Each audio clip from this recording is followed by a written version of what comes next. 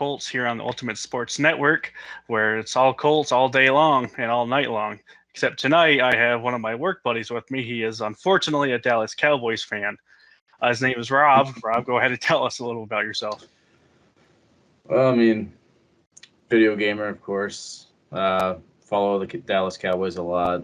Been a big fan since probably about 10 years old. So right as the Super Bowl era for Dallas Cowboys ended.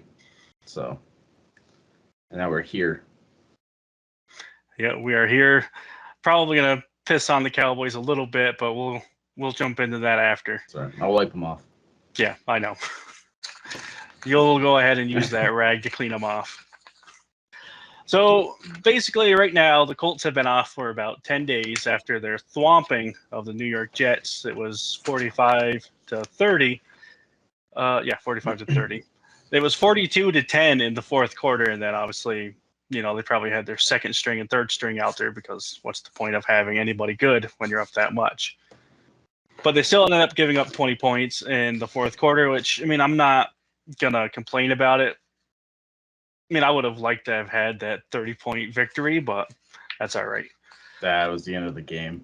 Yeah, it was. So, like I said, I don't really blame them for going ahead and just pulling their people. Just what do they call that? Trash time? Yeah, pretty much. Trash time. Yeah. Well, like I said, when you're up by 30, about 35 points, you're better off just saying, all right, guys, go ahead and let second string and third string, just so they can get some reps. Oh, absolutely. And save on injuries. Exactly. Nobody wants those. Right now, it's time for injuries, and obviously you know that more than anybody because a lot of your players are out right now. Yeah, unfortunately. Yeah. Lost Randy Gregory last week. He'll be out for about 4 weeks, hopefully. Be back with Lawrence, but who knows? We'll see what happens with him, too. I don't think he'll be ready to play for, I'd probably say about probably about 15, 16. Yeah. As long as if they can obviously turn around, which they should be able to against Atlanta, but we'll jump into that game here in a little bit. But right now, the Colts are going to be going against the Jacksonville Jaguars, who came off a disgusting win against the Bills, 9-6. I looked, there was 0 touchdowns in that game. It was all field goals, which is just atrocious to see. And that was, I like defensive games only when they're good. This was just awful. I know Josh Allen had 2 interceptions. I think he finished like 232 passing yards. He led the Bills that game in rushing, I think, with like 50 yards. So he was obviously their main player, but which he should not be because I know he had, I think, a fumble. Yeah, that was a bad outing for Josh Allen. Thought you would have seen a lot more from him, especially in the slot. Beasley I don't think was used as well as he should have been. Yeah, Beasley has his games where he's doing better than Diggs, but I know Diggs was their number one receiver. He finished the game with I actually have it written down here. I think he had 85.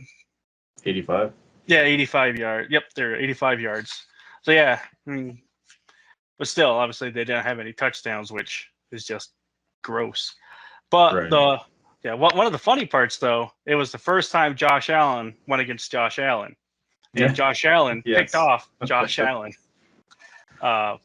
So, that's something the Colts have to watch out for, especially I think he plays on the left side.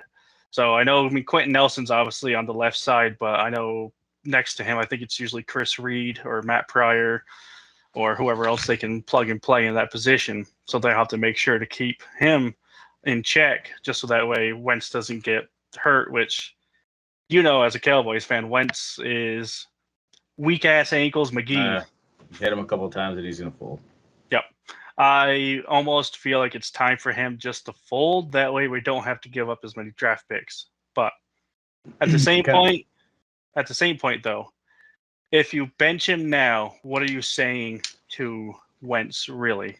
You're basically saying, we don't trust you to lead us the rest of these years. They want to save a pick.